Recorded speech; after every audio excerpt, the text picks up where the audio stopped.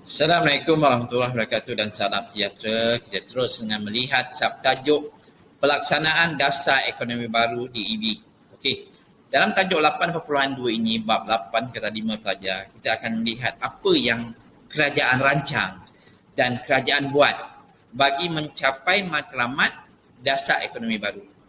Okey, dalam tajuk 8.1 kita dah tahu apa matlamat DEB. Membasmi kemiskinan, menyusun semula masyarakat. Membasmi kemiskinan, menyusun semula masyarakat. So apa yang kerajaan buat? Apakah perancangan-perancangan yang telah disusun?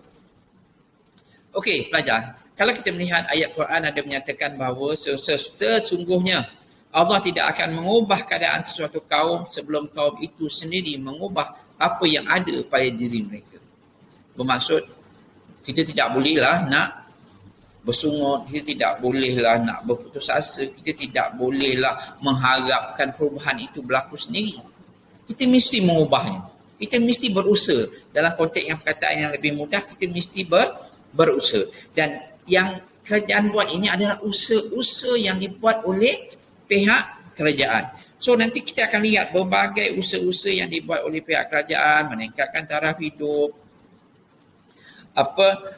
dikatakan memperkenalkan rancangan buku hijau, memperkasakan peranan agensi kerajaan, buat felda, pembangunan wilayah, kemudian nak kenalkan saham, kemudian galakkan orang ramai ni jadi usahawan, buat industri kecil dan sederhana, kemudian pendidikan, kemudian bidang-bidang kemahiran, pekerja-pekerja mahir.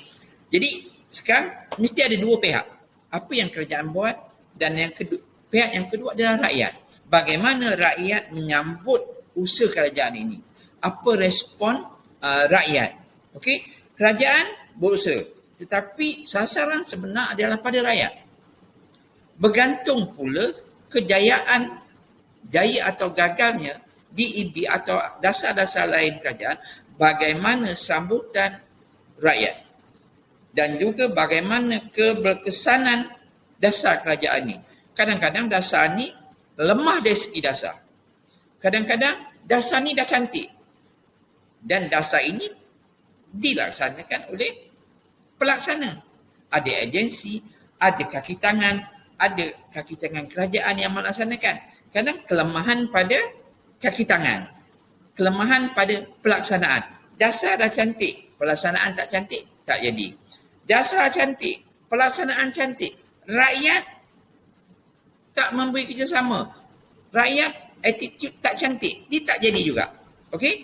Jadi pelajar, anda kena faham bahawa pelaksanaan dasar ekonomi baru ni dia akan bergantung kepada tiga perkara, iaitu keberkesanan dasar, yang kedua pelaksanaannya berjaya ataupun tidak, yang ketiga sambutan rakyat. Cikgu nak awak faham perkara ni. Namun begitu, apa yang kita akan belajar dalam 8.2 ini adalah apakah usaha-usaha yang pihak kerajaan telah buat, iaitu meningkatkan taraf hidup rakyat. Apa yang kerajaan buat? Kemudian buku hijau, apa yang dikatakan buku hijau? Kemudian agensi kerajaan, apa agensi yang dah ditubuhkan? Kemudian felda, dilihat macam mana felda. Kemudian pembangunan wilayah, apa yang dikatakan pembangunan wilayah. Jadi semua ni nanti anda akan lihat satu persatu, dan mungkin ianya akan mengelirukan pelajar. Dia akan mengelirukan anda. Tapi macam yang cikgu katakan tadi, untuk tajuk 8.2 ini, kita akan fokus apa usaha kerajaan. Tahap ini kita tidaklah menilai benda itu sesuai ataupun tidak sesuai. Tapi cikgu nak awak tahu bahawa kita boleh tarik kuda pergi kat air, tapi kita tak boleh paksa kuda untuk minum.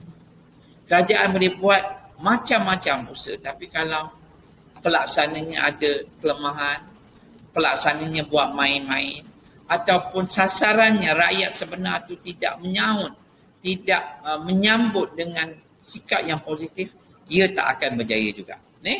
Ini yang perkara yang kita akan lihat.